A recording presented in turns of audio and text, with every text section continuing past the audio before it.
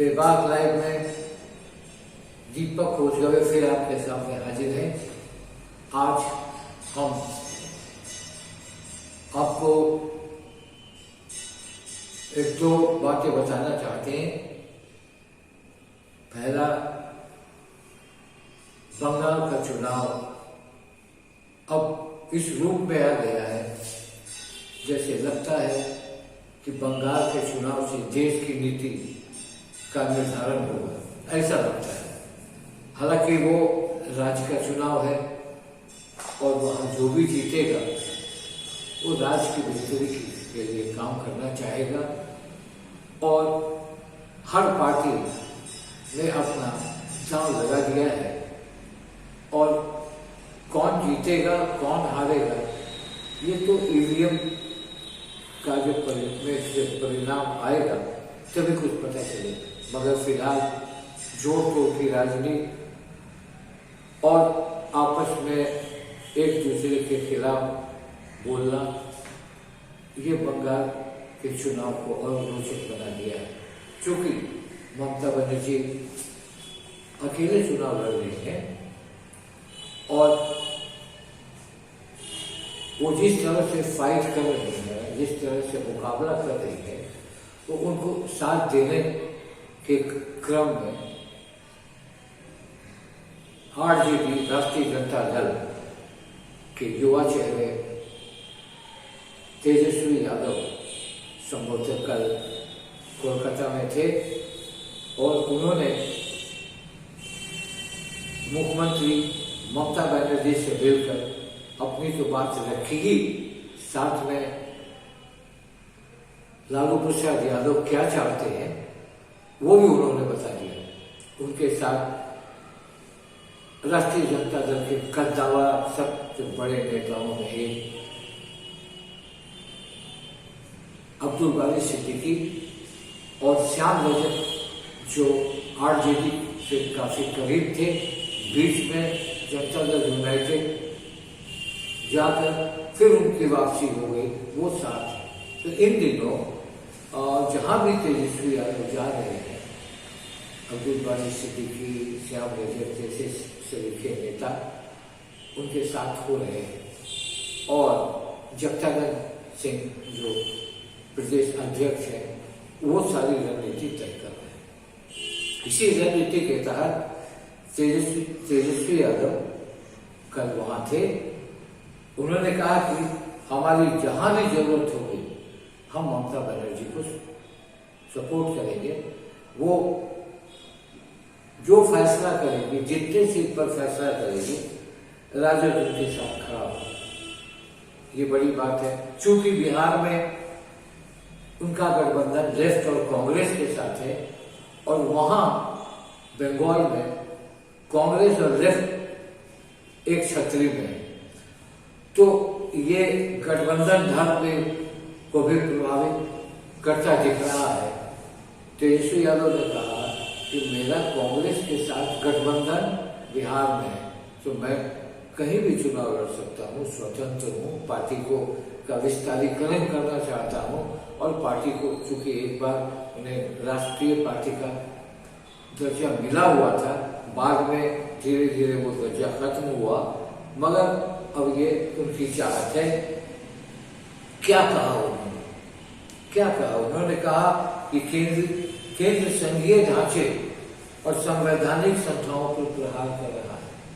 केंद्र पर उन्होंने आरोप लगाया। फिलहाल देश का एक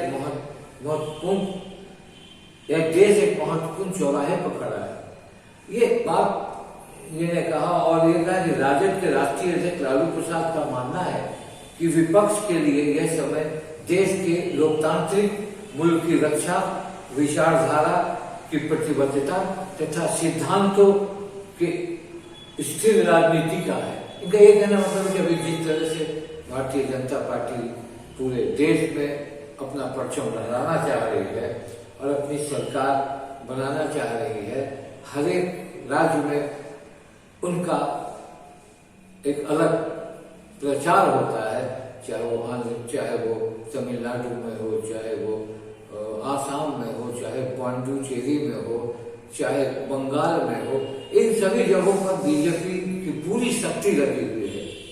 हर मंत्री, हर बड़े चेहरे कैंपेन में लगे हैं और उसको प्रभावित करना चाह रहे हैं कि ये बंगाल उनके लिए बहुत ही प्रतिष्ठा का सवाल है। कल मैंने भी देखा कि ममता बनर्जी ने भी तेजस्वी यादव के बीच मुलाकात में कितने सीट पर राजद के चुनाव लड़ने पर उनकी चर्चा हुई है, कितने सीट पर आप लड़े हैं, मगर इसकी घोषणा नहीं हुई है। इस संबंध में तेजस्वी ने कुछ नहीं कहा। उन्होंने ये कहा कि भी मैं ममता बनर्जी को जितना भी, चूंकि वहां बिहारियों की संख्या कोलकाता में, हावड़ा में और सी जगहों में बिहारियों की संख्या अधिकतम है और तेजस्वी के वहां कैंपेन करने से बिहारियों का कुछ प्रभाव जो है, जो बीजेपी की तरफ है, हो सकता है कि उसमें कोई डाइवर्सन हो और वो बिहार की ये बात करके वो मामले को बना ले। तो ये अब जनता दल यूनाइटेड ने भी घोषणा की है कि मैं भी अपने पार्टी का राष्ट्रीय विस्तार करना चाहता हूं और मैं चाहता हूं कि मेरी पार्टी राष्ट्रीय स्तर पर हो, और उन्होंने भी जोर लगा दिया। ऐसा नहीं है कि जनता दल यूनाइटेड, जिस तरह से कल मुख्यमंत्री नीतीश कुमार ने के जन्मदिन को विकास दिवस के रूप में लोगों ने मनाया है, जिस तरह उन्होंने कोरोना वैक्सीन लिया है और उनके मंत्रिमंडल के कुछ सदस्यों ने भी कोरोना का वैक्सीन लिया है, प्रधानमंत्री ने तो लिया ही है। तो ये एक अच्छी बात है कि अगर आप कोरोना का वैक्सीन लेते हैं तो इसमें जो राजनीति होती है वो सही बात नहीं है, क्योंकि प्रधानमंत्री ने जो वैक्सीन लिया उससे बहुत से लोग प्रभावित होंगे। मुख्यमंत्री ने अगर वैक्सीन लिया तो उससे राज्य के लोग भी प्रभावित होंगे और कॉन्फिडेंस आएगा। तो कल जब कोलकाता से मैंने अब्दुल बारी सिद्दीकी साहब से बात की तो उन्होंने भी कहा कि मैंने बात की उनसे, उन्होंने कहा कि ममता बनर्जी को मजबूत है ही और मजबूत करना है और हम लोग पूरे तरह से साथ हैं उनके, और बिहार के गठबंधन पर कोई असर नहीं पड़ेगा और बिहार में हम लोग दोनों के साथ चलेंगे। तो ये बात हुई। तो इस तरह की बातें हुई, आपको मैंने बता दिया। वैक्सीन का भी मामला हुआ, उसके बाद जन्मदिन भी मुख्यमंत्री का मैंने पहली बार देखा कि उनके कार्यकर्ताओं ने पूरे तरीके से पूरे जिलों में उनका जन्मदिन मनाया विकास दिवस के लिए। तो बंगाल का जो चुनाव अब रोचकता के दौर पर है और भी बड़े नेता ममता के पक्ष में भी उतरेंगे, बीजेपी के भी पक्ष में उतरेंगे, एनडीए के भी पक्ष में उतरेंगे और सारा माहौल सबसे अधिक होगा तो बंगाल में होगा। उसके आसाम में भी तेजस्वी यादव वहाँ के चुनाव पर उनकी भी बड़ी नजर है। तो कहीं न कहीं बिहारियों का जो मामला है, जो वहाँ के लोग हैं, बिहार के लोग हैं, उनको प्रभावित कर सकते हैं तेजस्वी यादव। तो ये हुई बात। पश्चिम बंगाल के चुनाव को लेकर जो सरगर्मियां हैं और जिस तरह पार्टियों का झुकाव बंगाल की ओर, बिहार के जो पार्टियां हैं उनका झुकाव बंगाल की तरफ मुखातिब है, इसी चरण में कल तेजस्वी यादव नेता प्रतिपक्ष,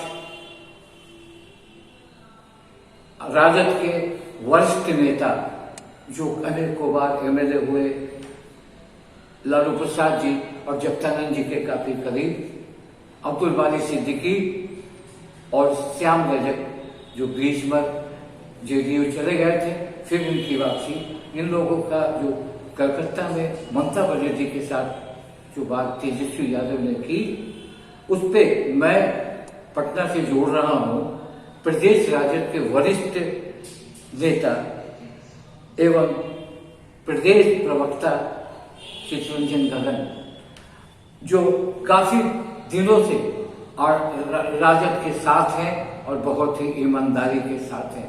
तो चितरंजन जी, हम आपसे जो सवाल करेंगे, हम आपको जोड़ रहे हैं, आपसे सवाल करेंगे बंगाल चुनाव और राजद की रणनीति क्या होगी, गठबंधन जो कांग्रेस और लेफ्ट पार्टी का आपके साथ है, बंगाल में ममता बनर्जी के साथ जाने के बाद क्या होगा, उस पर आप 3 सवाल मैं करूंगा, आप लगातार उसको बोलेंगे अपने पार्टी का स्टैंड। पहला सवाल, चूंकि बंगाल चुनाव बहुत ही गर्म स्थिति में आ चुका है, ममता बनर्जी अकेले चुनाव लड़ने की घोषणा की थी और कांग्रेस जिसके साथ और लेफ्ट पार्टी जिसके साथ आपका गठबंधन है बिहार में, तो कल तेजस्वी यादव जी ने कहा कि हम ममता जी के साथ हैं और हम ममता जी के साथ मिलकर चुनाव लड़ेंगे।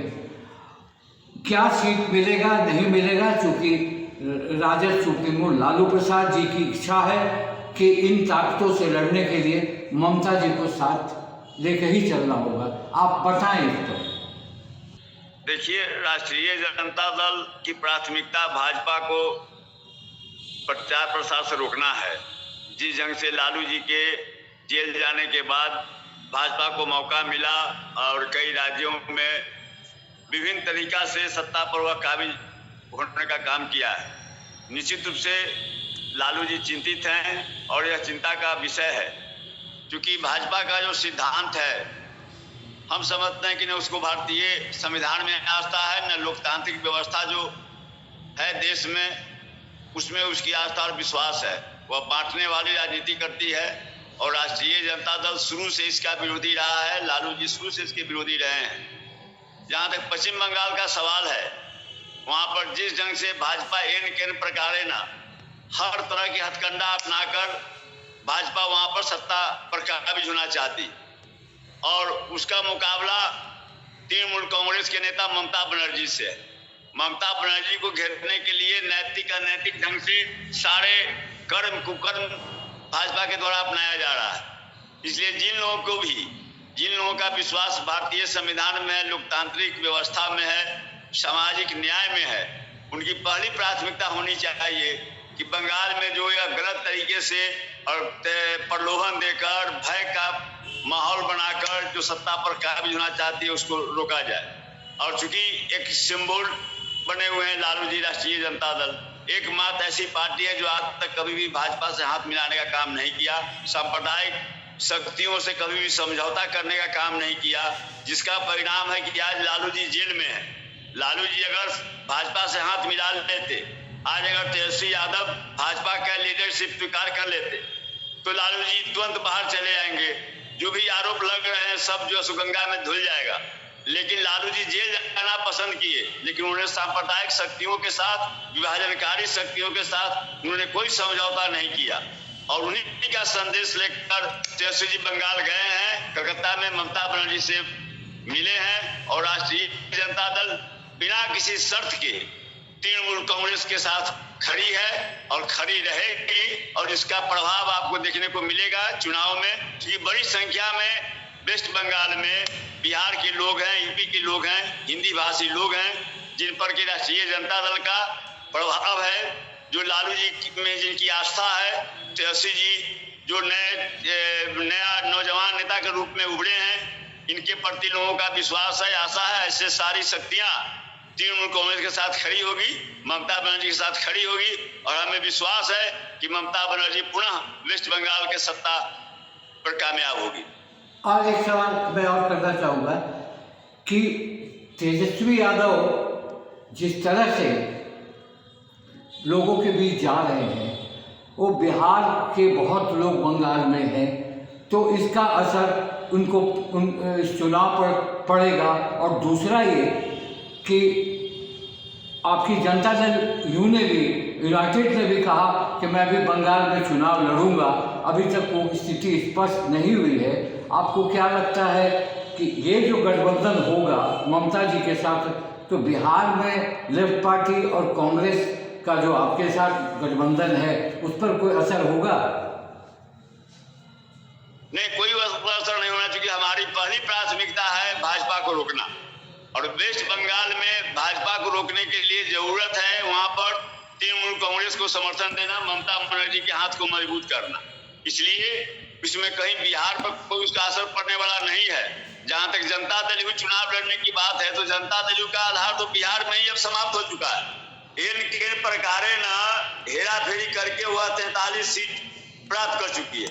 लेकिन तेजस्वी जी, लालू जी के नहीं रहने के बावजूद भी तेजस्वी यादव के नेतृत्व में महागठबंधन चुनाव लड़ा और मात्र एनडीए से 12,000 कम वोट मिला है महागठबंधन को।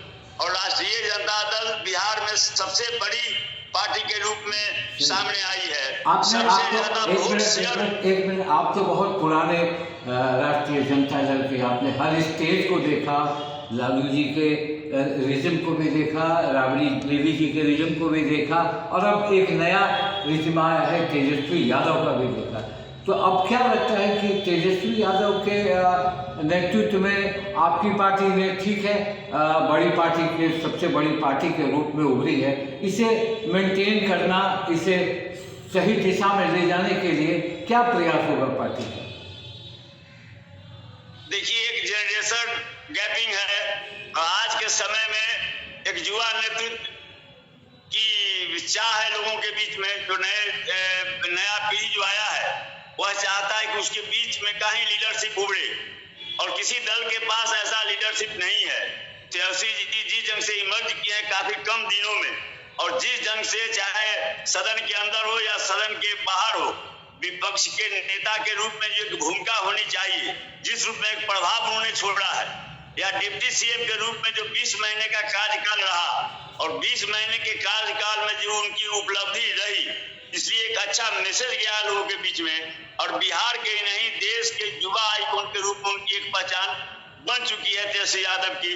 दूसरे प्रदेशों से भी लोग डिमांड कर रहे हैं, तेजस्वी यादव को अपने यहाँ बुलाना चाह रहे हैं। और राष्ट्रीय जनता दल को खासकर जो देख रहा हूँ, पहले भी राष्ट्रीय पार्टी की मान्यता इसको मिली थी, बीच में कुछ कमजोरी हो गई और क्षेत्रीय पार्टी रह गया। लेकिन आज जो स्थितियां बन रही है, दूसरे प्रदेश से जिस जंग से लोग मुखातिब हो रहे हैं तेजस्वी यादव के प्रति, तो निश्चित रूप से तेजस्वी यादव एक राष्ट्रीय राजनीति पटल पर भी युवा आइकॉन के रूप में स्थापित होने की दिशा में काफी तेजी से आगे बढ़ रहे हैं, और उनके समानांतर कोई भी नेता दिखाई नहीं पड़ रहा। चलिए, बहुत अच्छा, आपसे बातचीत करके हम बेबाक लाइफ में आपसे हमेशा जुड़ेंगे, ये मेरा प्रयास है। मैं चाहता हूँ कि कुछ पॉजिटिव काम हो, कुछ पॉजिटिव रिपोर्टिंग भी हो हमारे तरफ से, और कामना करूँगा कि आपके राजद सुप्रीमो शीघ्र बाहर आए और राजनीति में एक फिर नया रंग दे। नमस्कार, धन्यवाद।